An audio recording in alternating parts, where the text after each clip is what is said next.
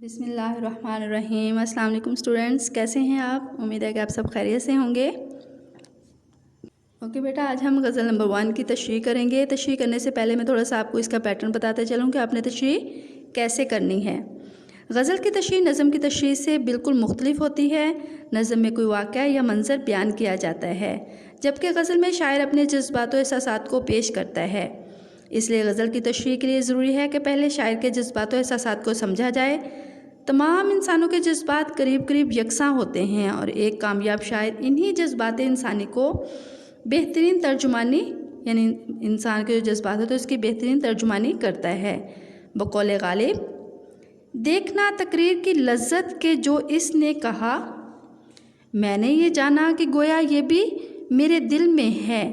गज़ल के अशार की तशरीह करते हुए 10 बातों को मद्देनज़र रखना ज़रूरी है। नंबर 1, शेर के सिर्फ ज़ाहिरी अल्फाज को ना देखें, बल्कि ये देखें कि इन अल्फाज के पर्दे में क्या जज्बा और एहसास पोशीदा है। इस जज्बे या एहसास को समझकर अपने अल्फाज में बयान करें। शायर अपने जज्बे को 2 मिसरों में बयान करता है और वो इस पर मजबूर है, लेकिन आप मजबूर नहीं हैं। आप जितनी चाहें तशरीह कर सकते हैं। एक अच्छा शायर इंसानी जज्बात की बेहतरीन तर्जुमानी करता है। आप इन जज्बात को समझें और फिर इन्हें अपने अल्फाज में बयान करें। नंबर 2 है, शेर के ज़ाहिरी मायने, मजाजी और हकीकी मायने खोलकर बयान किए जाएं। नंबर 3 है, पहले शेर के ज़ाहिरी मायने बयान करें, फिर देखें कि इसके हकीकी मायने क्या हैं। दूसरे लफ्ज़ों में पहले मजाजी मायने लो, फिर हकीकी मायने बयान करें। मजाजी मायने के लिए लैला मजनू की मिसाल सामने रखें, इससे मफ़हूम समझने में आसानी पैदा होगी, और फिर इससे हकीकी मायने मुराद लें। जैसे मीर तकी मीर का शेर है, जो तुझ बिन न जीने को कहते थे हम, सो इस अहद को अब वफ़ा कर चले। आप पहले इस शेर को लैला मजनू से मंसूब करें। गोया मजनू ये बात कहता है कि मैं लैला के बग़ैर ज़िंदा नहीं रह सकता। अब मैंने अपनी जान की बाजी लगाकर अपने इस अहद को पूरा कर दिखाया है। ये क्या है? मजाजी मायने हैं। हकीकी मायने इसके क्या हैं कि एक बंदा मोमिन जब भी जिसके दिल में इश्क खुदा होता है, अल्लाह ताला की जुदाई में ज़िंदा नहीं रह सकता। वो बेदरेग अपने महबूब हकीकी का विसाल हासिल करने के लिए अपनी जान का नजराना पेश कर देता है। इस लिहाज से ये क्या है? हकीकी इसमें मायने पाए जाते हैं। बाज़ अशार ऐसे भी होते हैं जिसमें मजाजी और हकीकी दोनों मायने होते हैं, और बाज़ ऐसे अशार होते हैं जिसमें सिर्फ हकीकी मायने होते हैं, और बाज़ ऐसे होते हैं जिसमें सिर्फ मजाजी मायने होते हैं। नंबर 4 है, गज़ल के अशार की तशरीह करते हुए मुहज़्ज़ब और शाइस्ता अल्फाज इस्तेमाल करें। जैसे माशूक और माशूका के बजाय महबूब और दोस्त के अल्फाज इस्तेमाल करने चाहिए। इसके अलावा सीगा मोनस इस्तेमाल ना करें, यानी कि मोनस सीगा इस्तेमाल नहीं करना, बल्कि क्या करना है? मुज़क्कर सीगा इस्तेमाल करना है। तशरीह के अल्फाज जानदार होने चाहिए ताकि देखने वाले को पता चले कि तालिब इल्म का मुताला काफ़ी वसी है। नेक्स्ट है नंबर 5, हर शेर का मरकज़ी ख़्याल समझने की कोशिश करें। जब आप इसे समझ लेंगे तो फिर तशरीह में आसानी रहेगी। मरकज़ी ख़्याल शेर की जान होता है। अगर मरकज़ी ख़्याल समझ में आ जाए तो फिर इसके मुताबिक तशरीह करनी चाहिए। नंबर 6 है, आपको अच्छे अच्छे अशार भी याद होने चाहिए। ये कैसे याद होंगे कि आप बहुत से अपने निसाब से हटके भी किताबें पढ़ें ताकि आपको म्यारी अशार याद हों। इसके अलावा आप कुरानी आयात का तर्जुमा, अहादीस और अक़वाल भी अपनी तशरीह में लिख सकते हैं। ओके, अब हम अपनी तशरीह स्टार्ट करते हैं। इस गज़ल का शेर नंबर 1 है, हस्ती अपनी हबाब की सी है, ये नुमाइश शराब की सी है। तशरीह में हम स्टार्ट में मुख्तसर सा शायर का तारुफ भी लिखेंगे। मीर तकी मीर जो गज़ल के बादशाह हैं, इनके शार में गहराई पाई जाती है। इनका महबूब मौजू अगरचा हुस्न व इश्क और गम व रंज है, मगर सूफियाना मौज़ूआत भी बड़ी दिलकशी से इनके कलाम में जगह पाते हैं। इस शेर में मीर तकी मीर ज़िंदगी की हकीकत को बयान करते हुए फ़लसफ़ियाना अंदाज में इजहार करते हैं कि इंसानी ज़िंदगी नापायदार है, किसी भी सांस का भरोसा नहीं है। मौत से किसको रस्तकारी है, आज वो कल हमारी बारी है। कहते हैं कि इंसान का वजूद बुलबुले की मानिंद है, और बुलबुले की ज़िंदगी होती ही कितनी है, ये सिर्फ़ कुछ लम्हों के लिए बनता और टूट जाता है। यानी कि शायर ने शेर में ज़िंदगी के फ़ानी होने की तस्वीर खींची है। इंसान इस दुनिया में हमेशा रहने के लिए नहीं आया, बुलबुले की तरह इसकी ज़िंदगी आर्जी है और जो गहमा गहमी और रौनक वो यहाँ देखता है महज फ़रेब नज़र है। दुनिया की हिफ्ज़ इंसान को गुमराह भी करती है, लेकिन अगर वो हकीकत को समझता है तो इसे इस आर्जी ज़िंदगी को इम्तहान समझना चाहिए और फ़ानी दुनिया से धोखा नहीं खाना चाहिए। शायर ने ज़िंदगी को शराब जैसे लफ्ज़ से तशबीह दी है। दुनिया की तमाम रौनकें क्या हैं? आर्जी हैं। लिखते हैं बकौले यानी के शायर, दुनिया के ए मुसाफिर मंजिल तेरी कब्र है, तय कर रहा है जो तू दिन दिन का ये सफ़र है। मज़ीद लिखते हैं कि इंसानी ज़िंदगी के चंद दिन गुजरने के लिए यानी कि इंसान ज़िंदगी के चंद दिन गुजारने के लिए बड़े हसीन ख्वाब सजाता है और अपनी ज़िंदगी को खुशगवार बनाता है और दुनियावी चमक दमक में खोकर अपनी आखिरत को भूल जाता है। हालांकि ये चमक दमक आरज़ी और एक धोखा है। हर जानदार को क्या है? मौत का मज़ा चखना है, इसलिए दुनिया से दिल नहीं लगाना चाहिए। यानी कि शेर में बताया गया है कि ज़िंदगी की असल हकीकत क्या है, इसको समझना चाहिए और इस हकीकत को मानते हुए ज़िंदगी गुजारनी चाहिए। नेक्स्ट शेर है, नाज के इसके लब की क्या कहिए, पंखड़ी एक गुलाब की सी है। इस शेर में शायर कहते हैं कि अपने महबूब के लबों की नज़ाकत की तारीफ़ करते हुए कहते हैं कि मेरे पास इनके हुस्न को बयान करने के लिए अल्फाज नहीं है, ताहम मैं इन्हें गुलाब की पंखड़ी जैसा कह सकता हूँ। इससे ज़्यादा इनकी क्या तारीफ़ हो सकती है। खूबसूरत और मुकम्मल तशबीह की वजह से शायर का ये शेर ज़रबुल मिसल बन चुका है। इस शेर में शायर ने महबूब के होंठों को इनकी नज़ाकत की वजह से गुलाब की पंखड़ी कहा है। होंठों के लिए गुलाब की पंखड़ी की तशबीह इसलिए भी दिलकश है कि होंठों की नज़ाकत के अलावा रंगो खुशबू और बारीकी इसके तस्वुरात भी आंखों के सामने आ जाते हैं। उर्दू शायरी में होंठों की तारीफ़ में बहुत कुछ कहा गया है। जैसे फैज़ अहमद फैज़ होंठों के रंगो रूप को यूँ बयान करते हैं, अगर शर्र रहे तो भड़के, जो फूल है तो खिले, तरह तरह की तलब तेरे रंगो बू से है। मज़ीद कलम कुशाई करते हुए शायर लिखते हैं कि आशिक के लिए इनका महब दुनिया का सबसे हसीनो जमील फ़र्द होता है। महबूब के होंठ यानी कि महबूब का हुस्न व जमाल की तारीफ़ करते हुए इनके नाजुक होंठों को इन्होंने सराहा है। शेर में एक दिलकश करीना ये भी है कि होंठों और गुलाब की पत्तियों का रंग भी एक दूसरे से मुमासल है, यानी कि मिलता जुलता है, और नज़ाकत भी। महबूब जब बोलता है तो इसके लबों से अदा होने वाले अल्फाज अपने अंदाज़े यानी कि अपना असर रखते हैं, अपने अंदाज़े असर रखते हैं। शायर महबूब के सुर्ख लबों को फूल और इनसे अदा होने वाले अल्फाज को खुशबू कहते हैं। अक्सर नाकदीन इस शेर को नातिया शेर भी कहते हैं। उनके ख़्याल में यहाँ महबूब से मुराद महबूब हकीकी यानी कि हज़रत मोहम्मद सल्लल्लाहु अलैहि वसल्लम की ज़ाते अक़दस है। नेक्स्ट शेर है, चश्मे दिल खोल उस भी आलम पर, या की औकात ख्वाब की सी है। ये शेर भी सूफियाना मौजू लिए हुए है। इस शेर में शायर ज़िंदगी से मुतालिक एक फ़लसफ़ाना ख़्याल पेश करता है कि ज़िंदगी को समझने के लिए बसीरत से काम लेना चाहिए। ज़िंदगी की हकीकत एक ख्वाब से ज़्यादा नहीं।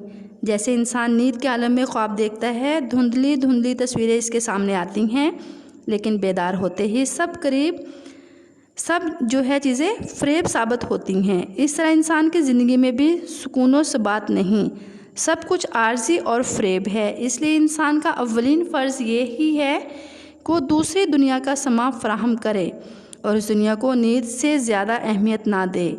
मीर ने अपने एक शेर में इसी नुक्ता को यूँ बयान किया है, मर्ग एक मांदगी का वक्फ़ा है, यानी आगे चलेंगे दम लेकर। शायर मज़ीद लिखते हैं कि इस दुनिया को तो देख और जांच परख लिया, फिर इल्म ये हुआ कि दुनिया की औकात वक़्त ख्वाब से ज़्यादा और कुछ नहीं है। हम बेइल्मी के सबब दुनिया को बहुत ज़्यादा अहमियत देते हैं, मगर जिस तरह ख्वाब देरपा नहीं होते बल्कि आर्जी होते हैं, इसी तरह दुनिया में भी हम वक्त गुजारते हैं वो मिसले ख्वाब है। कौले शायर, हस्ती के मत फ़रेब में आ जाइयो असर, ہستی کے مت فریب میں آ جائیو اسد، عالم تمام حلقہ دام خیال ہے۔ دراصل ہم دنیا کو اپنی ان آنکھوں سے دیکھتے ہیں جو بصارت سے تعبیر کی جاتی ہیں۔ میر کہتے ہیں کہ اپنی چشمے دل کھول لو، گویا بصیرت سے کام لیتے ہوئے اس دنیا کو دیکھو جو بظاہر نظر نہیں آتی، کیونکہ وہی دنیا اصل اور دیر پہ ہے، اور یہ دنیا محض دیوانے کا ایک خواب ہے۔ نیکسٹ شعر نمبر 4 ہے، بار بار اس کے در پہ جاتا ہوں، حالت اب اضطراب کی سی ہے۔ تشریح ہے اس کی، شاعر اس میں بیان کرتے ہیں کہ عشق میں خود پر قابو پانا بے حد ضروری ہے اور عاشق کا صابر ہونا سب سے بڑا کارنامہ ہے، لیکن جذبات پر قابو پانا آسان نہیں۔ عاشق خواہ کتنی ہی کوشش کرے، جذبات کی شدت اسے بے قابو کر دیتی ہے اور وہ بے تاب ہو کر محبوب کی بدنامی اور رسوائی سے بے نیاز ہو کر اس کی گلی میں جا نکلتا ہے۔ میر نے اس شعر میں یہی تجربہ بیان کیا ہے کہ میں محبت کے ہاتھوں مجبور ہو کر بار بار محبوب کے دروازے تک جا رہا ہوں۔ میر نے یہ مضمون مختلف شعروں میں بیان کیا ہے۔ ایک جگہ پر کہتے ہیں، تیرے کوچے ہر بہانے مجھے دن سے رات کرنا، کبھی اس سے بات کرنا کبھی اس سے بات کرنا۔ شاعر مزید دل کا حال بیان کرتے ہوئے کہتے ہیں کہ میں محبوب کے عشق میں گرفتار ہوں۔ جس طرح پروانہ شمع کے بغیر اور بلبل پھول کے بغیر نہیں رہ سکتے، اس طرح میرا محبوب کے بغیر زندہ رہنا مشکل ہے۔ بقول شاعر، 100 باتیں کہنے کی ہیں پر ان کے روبرو ایک چپ نیچی نظر گویا ہے شرمائے ہوئے۔ محبوب یعنی کہ الغرض محبوب کی گلی اور کوچہ عاشق کے لیے ایک زبردست کشش کا مقام ہے۔ یہاں آ کر محبت ہرگز کم نہیں ہوتی، چاہے اسے محبوب اسے دھتکار دے، وہ بے چینی اور اضطراب میں بار بار وہیں جاتا ہے۔ نمبر 5 ہے، میں جو بولا کہا کہ یہ آواز اسی خانہ خراب کی سی ہے۔ اس شعر میں شاعر کہتا ہے کہ میرا محبوب رقیبوں کے ساتھ مل کر بے اتنائی اور بے رخی پر اتر آیا ہے۔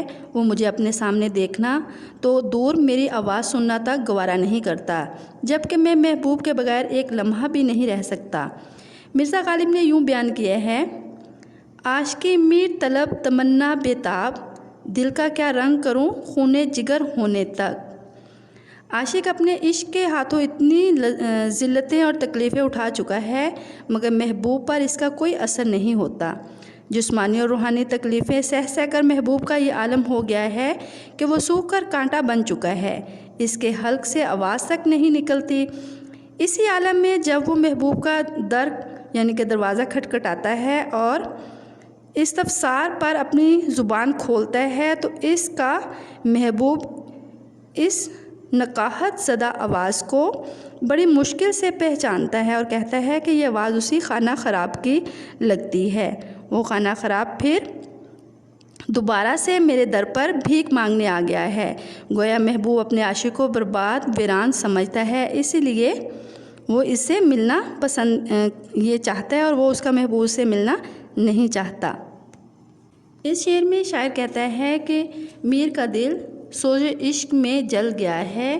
عشق کی میرا یہ ہے کہ عاشق اپنی قیمتی سے قیمتی چیز بھی راہ عشق میں قربان کرنے سے گریز نہیں کرتا۔ میر کی زندگی غم و عالم سے گھری ہوئی تھی، غم روزگار اور غم جانا سے میر کو واسطہ رہا۔ اپنوں اور غیروں کے دکھوں نے انہیں ہمیشہ تڑپا کر رکھا۔ میر کا یہ شعر حقیقت سے بعید ہے یعنی کہ دور ہے۔ وہ اپنے اس شعر میں اپنے غم کی شدت کو بیان کر رہے ہیں۔ ان کا کہنا ہے کہ میرا غم بہت زیادہ بڑا ہوا ہے، غم کی تپش نے مجھے جلا دیا ہے، میرے دل و روح سلگ رہے ہیں اور یوں محسوس ہو رہا ہے جیسے غم کی آگ سے میرا دل کباب کی طرح بھن رہا ہو، گویا محبوب کے ظلم و ستم نے عاشق کے دل کو جلا کر کباب کر دیا ہو۔ بقول شاعر، بوئے کباب سوختہ آئی دماغ میں، شاید جگر بھی آتش غم نے جلا دیا۔ عشق میں یعنی کہ الغرض عشق میں ناکامیوں سے دل و جگر میں سوز ناتمام پیدا ہو جاتا ہے۔ جس کی وجہ سے شاعر اپنے آپ کو یہ یعنی کہ محسوس کر رہا ہے کہ جیسے اس کا دل کیا ہے، اس کا دل بھنے کباب کی طرح جل گیا ہو، اس سے بو آ رہی ہو، بو اٹھ رہی ہو۔ شعر نمبر 7 ہے، میر ان نیم باز آنکھوں میں ساری مستی شراب کی سی ہے۔ اس شعر میں شاعر کہتے ہیں کہ عاشق چونکہ محبوب کی محبت میں گرفتار ہوتے ہیں، اس لیے اپنی مضبوط اور سحر خیز لفاظی کے ذریعے، الفاظ یعنی کے ذریعے اس کی تعریف بیان کرنے میں مہارت بھی رکھتے ہیں۔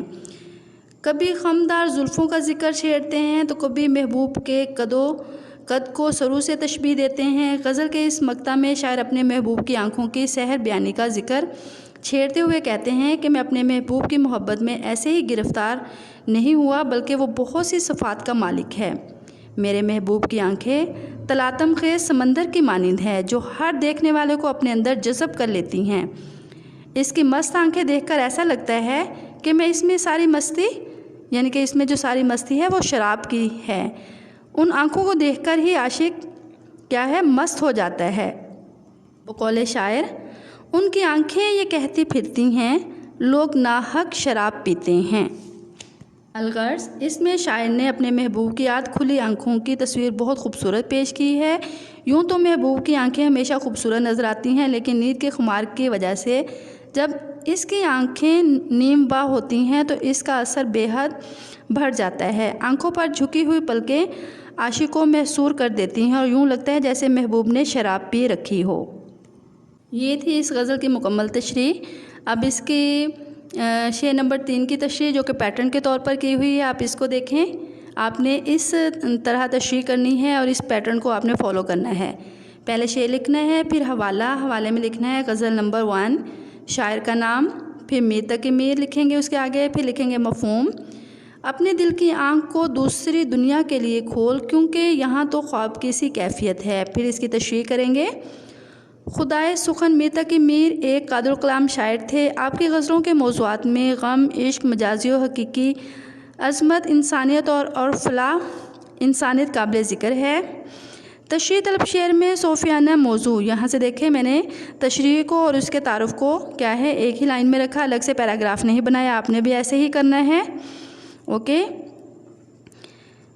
تشریح طلب شعر میں صوفیانہ موضوع لیے ہوئے حقیقت سے قریب تر ہے۔ اس شعر میں شاعر انسان کو نصیحت کرتے ہوئے کہتے ہیں کہ اس دنیا کو تو دیکھ اور جانچ پرکھ لیا، جس سے نتیجہ یہ اخذ ہوا کہ دنیا کی حیثیت و وقت خواب سے زیادہ اور کچھ نہیں۔ ہم بے بذاتی اور بے علمی کے سبب دنیا کو بہت اہمیت دیتے ہیں، مگر جس طرح خواب دیر پا نہیں ہوتے اسی طرح دنیا میں بھی ہم جو وقت گزارتے ہیں وہ مثل خواب ہے۔ بقول غالب، ہستی کے مت فریب میں آ جائیو اسد، عالم تمام حلقہ دامہ خیال ہے۔